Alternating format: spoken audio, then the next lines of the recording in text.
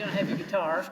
No. So let's, who's gonna pray this time? You've got a couple already. Can I share something with the class that is a prayer of sorts? go for it. I'm going out on a limb here, guys. My pastor asked me to write something for the newsletter about this class.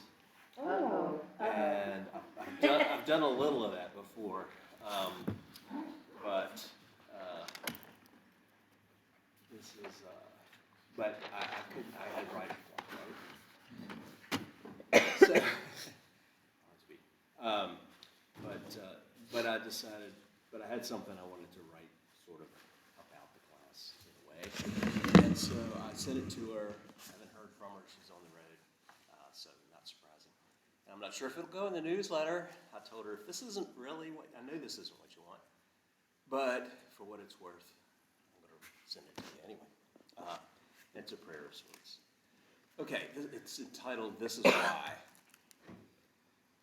Not long ago, I was reading a book by Ann Patchett called These Precious Days. It's a book of essays, and my neighbor lent it to me after I told him how I loved how Patchett wrote, wishing that I could somehow approach the beauty of her words in my writing. But we all have our gifts, and I don't have Patchett's, not to mention that she spent a lifetime honing her craft, and I spent a lifetime writing legal briefs. Not the same thing, believe me. In reading Patchett, there have been times when I quite literally have stopped and thought, that's one of the most beautiful things I've ever read, and I've read a lot. I don't ever remember reacting to any particular writing in that way before. But when I read part of one essay in Patchett's These Precious Days book, I said, that's a description of heaven, or more precisely, that's how it feels to be with God. In the essay, Patchett's not really writing about God. She's writing about how reading children's books unexpectedly had touched her deeply. With apologies to Ann Patchett for paraphrasing her work, because there's no way I can write the way she writes. Doesn't this sound like being in God's presence? And I'm quoting, paraphrasing. I remembered what it felt like to read a book and be certain that the author was speaking directly to me. God had opened something in me, an ability to see and feel things that had been very far from me. I asked my childhood dog to come back to me, and she did, running. She had been waiting for me to call. She was perfect in her joy, and I held her and kissed her. I called for my father then, just to see, and he came to me too, and took me in his arms, me and my little dog. My father was nothing but love, a love so certain and pure, there was no space to doubt it. I called for my grandmother, my dearest friend, my stepfather, and each one came and folded me in her arms, in his arms. There never had been a moment like this in my life, so much love, and all of it free from doubt or exhaustion or misunderstanding. This love had always been there. It always would be there, no matter how I rewrote it or forgot it. I stood inside my gratitude and cried. I'm going to read this last part. The classes I'm taking have given this to me, a sense, probably no more than a glimpse, of God's perfect love, where past and present and future come together. Death is overcome, and all is enveloped in a state of joy and love. Amen. That's it. Wow. It's beautiful. You know what I love about that whole thing? I mean, anybody could read that and it would be poignant and pretty. But you're not a man of like, we're opposite in our display of emotion. But it was so apparent when you know that, and it was beautiful. Thank you for sharing. I'm much more emotional than you think, by the way. I believe that, but you're not as likely to display it as I am. I try to fight it, that's for sure. That's beautiful. Thank you. Amen. Amen. Okay, well, we are going to go down from that high. Stay tuned, you're part of the family now. And start talking about, I can keep you hopeful. Okay. Check this out. You saw how bewildered I was. I know I had to be wearing it on my face.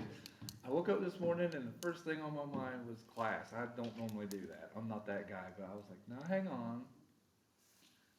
Yeah. Huh. And just like, I don't know, it was like watching code run on a computer a little bit. It was like, Were they this acronym connects to codes? that? No, I don't know. It's daydream, but like, something clicked for me yesterday. So like, there was hope. That's great. We'll do good today. That's great. Well, this is, I hope it isn't too dry. This information is for you to understand how much the church is here for you and your congregations, and in what ways. So I hope it'll be interesting and you'll have some aha moments. I'll let you know that at 10 o'clock, we have a special guest who's going to show up on Zoom. Is it Randy's dog? If only. Lynn Foreman, who is your ministry engagement advisor. And she's the person who is, for your area, who is there to answer your questions and connect you with resources if you don't decide to call me. So anyway, she'll be talking with us about a few things, but we're going to go through the different agencies today. And the first one, in no particular order other than, I thought, well, maybe this is about the amount of time, it's the Presbyterian Foundation. So the foundation, as we said yesterday, one of the 6 agencies, it's been around since 1799. So this is its 225th year.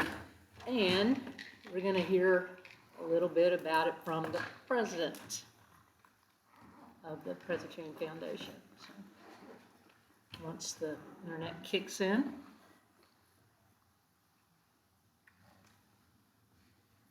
You said this is Presby Foundation. Presbyterian Foundation.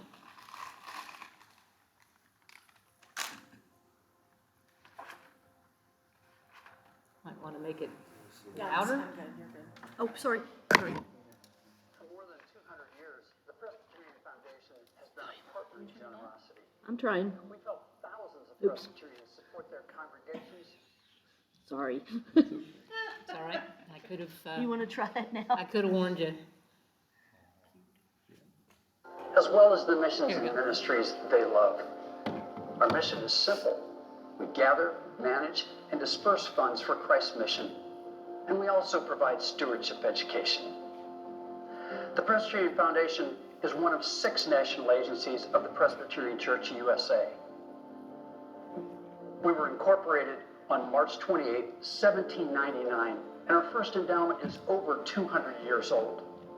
That fund was established in 1821 and still provides funds today for the production and distribution of Christian literature. Fast forward to today, the Presbyterian Foundation does its work in relationships. We have a team around the nation of ministry relations officers who walk with congregations. They assist churches with stewardship, legacy giving, assessing building needs, investing, and a lot more.